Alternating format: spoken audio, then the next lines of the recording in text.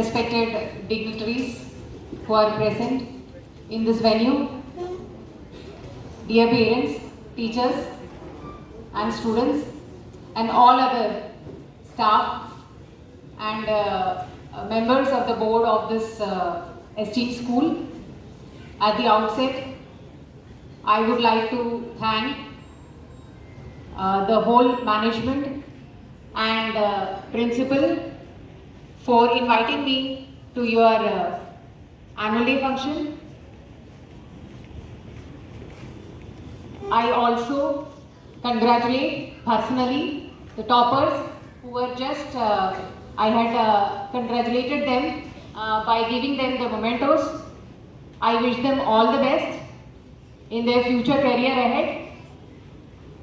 On this occasion, I would like to give you a few words which I have learned from my own life. I had started my career as an Ayurvedic doctor. When I was doing my graduation, it occurred to me that I should not confine myself to the service of just patients alone. It occurred to me that I should be offering my services to the entire nation in different fields, not only the medical field. I had many challenges ahead. This is a story which I am telling around 15 years back. At that time, an examination or a service like UPSC was far beyond the reach of someone like an Ayurvedic graduate like me. For one reason, that Ayurveda was not an optional subject in the UPSC examination, and I had no other seniors who had passed through whom I could consult.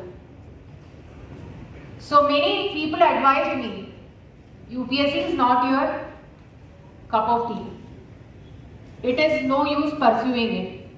There is high competition and it is very, very difficult to even think about it. Don't even think of writing it, attempting it. So what I did was that I started my practice. 3 years of practice I had done in a medical college in Kerala. I was a resident medical officer. Then I must say that during 1 year, a topper from Kerala, she was also a doctor and she got the second rank, Dr. Renu Raj, who is now an IAS officer in Kerala cadre. When I thought that a doctor like her can make it to the service, then I thought, why can I not give a try? Again, the situation was not very favorable. I was married and I had a child of 2 years. Now, at this stage, who would even let you, which family or which in-laws would let a lady to even attempt for an examination where the possibilities are bleak? But again, I asked my family, my husband, my in-laws and my parents, and indirectly to my son, to give me 1 year and give me a chance so that I can try, and I will make sure that I will not let you down. From Kerala, I shifted to Delhi for the coaching. 1 year I was away from my child. My in-laws and my husband and my family, parents, agreed to support me by taking care of my child who needed me the most at that point of time, considering his age. I lived alone in Delhi and did the coaching for 1 entire year. Odds were against me for the reason that I was competing with a batch of aspirants who had just passed out from the college, who were fresh and who were already in the environment of this civil service, UPSC, all the things. A whole lot of students from North India who always, from the very young age are into the mode of UPSC. My working style and my strategy for studies, because thankfully I didn't have my child, and unfortunately I didn't have my child with me. What I did was that I planned the entire year out. I divided the entire syllabus into 1 year of studies. 9 months of study and 3 months of revision using test series and other experimental tests. During 9 months of my study, I had planned it out in such a way that at least 3 rounds of revision I will be doing. Dedicatedly, I had allotted at least 12 hours of study. In the meanwhile,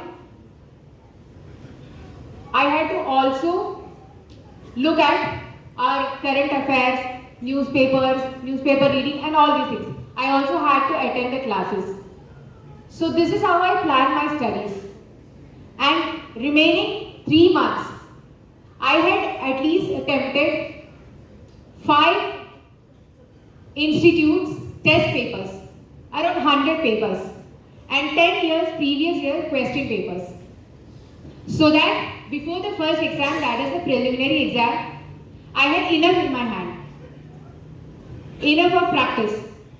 Let me tell you, initially when I had started, my score was negative 40, which is hopeless. But towards the end, out of 200, my score was 180. It was only after so much of practice I was able to reach that stage. It was only with that score that I had confidently appeared in the preliminary examination. After the preliminary examination, I had to learn the optional subjects. For that, I had spent 1 month dedicated in Kerala, because my optional was literature of Malayalam. I did the entire studies in Kerala, then I had to come back to Delhi for preparing again, so that other subjects are also taken care of. I attempted the preliminary as well as the mains examination. I cleared both of them and I was selected for the interview.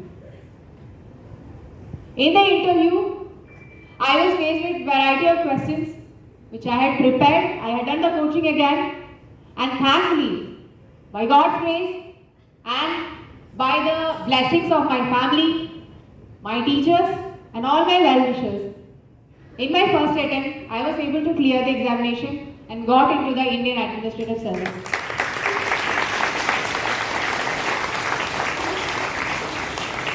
This is just my short story, but let me please tell you now what I wish to say to you. Whenever I did the studies, I made sure that I loved it. I never did something which I don't like. I simply loved it. And Swami Vivekananda has also told that until you see light, if you get mad with an idea, you will see light at the end. So I was totally into it, dedicated. It was not under pressure that I studied. Whenever I studied, I was in love with my studies. I just simply loved the subject, and I was clear that I need to get it. So, under pressure, my message will be like, under pressure, because someone else had forced you, please don't pursue a dream which is not yours. Pursue something which is yours. Second thing I would like to tell you is that there might be n number of challenges which might come in your way. For instance, marriage, child, family, husband, lady, gender, and your stream, you're not having exposure, your career. All these things might come in the way. But again, if you are confident that you want to pursue this dream, nobody will stand in your way. That is what I want to tell you. And if nobody is standing in your way, and if you are clear on your thing, you will reach your goal no matter what. The last message I always say to the girl students in this place. Let me please tell you that family and having a child is not the end of your dreams and career, your passion. You are something else. You are beyond your family and your all the social bindings which people impose upon you. You have to break free all these things. If you are sure about your passion, please don't stop yourself thinking of these so-called bindings society has imposed upon you. If you are confident about your passion, please pursue it. The whole world, like Polo had said, the whole world will stand with you if you are clear about your goal. Nobody will stop you. If you are confident, you can tell your family, please give me a chance, and I am sure that you will never let them down. With all these words, I want to end my words saying that administrative service, police service, bureaucracy, this is not the end of the world. Our world needs all kind of professionals, artists, every kind of, every kind of people. The world is not better with all diversity which we have. It is not simply bureaucrats we need. So if you have a passion in sports, fashion designing, music, arts, or maybe science, for that matter robotics or anything, make sure that you pursue what is close to your heart. If you are true to your heart and to yourself, I am sure that success will be yours all the time. Wishing you all the best and hoping that you achieve your dreams. I end my words. Thank you once again.